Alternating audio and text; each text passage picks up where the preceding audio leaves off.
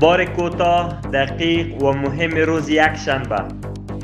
نشست کمیسیون سیاسی بر ریاست مولوی عبدالکبیر برگزار شد. در این نشست در کنار برخی موضوعات مهم سیاسی درباره روابط افغانستان با کشورهای همسایه بحث شد. اشتراک کنندگان این نشست میگویند امارت اسلامی روابط خوبی با کشورهای همسایه دارد و موضوعات قابل بحث را از طریق گفتگو حل میکند.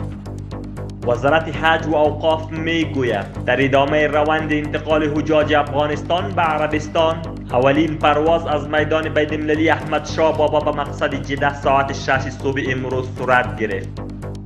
یک فابریکه تولید ماشین تصفیه گندم به ارزش 1.5 میلیون دلار در قندهار فعال شد. مسئولین این فابریکه میگویند 95% پرزجاج در این فابریکه تولید و ساخته می شود. رئیس تجارتی و سرپرست ریاست شرکت برشنای افغانستان میگوید یک سیستم را ایجاد کرده که به اساس آن تمام هموطنان بلهای برقشان را به گونه آنلاین جمع کرده میتوانند. آقای مهاجر فراهی معین نشراتی وزارت اطلاعات و فرهنگ در مشاعره عنعنوی انارگل بیان نمود بیایید دست به دست هم دهیم، تنفر و نفرت را پشت سر بگذاریم و با هم برای آبادی کشور تلاش کنیم.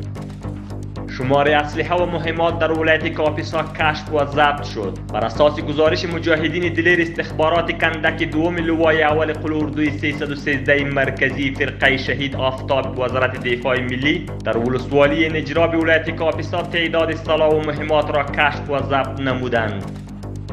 شاروالی کابل میگوید کار ساخت و زیباسازی چهارراهی 500 فامیلی تکمیل و به بهره برداری سپرده شد.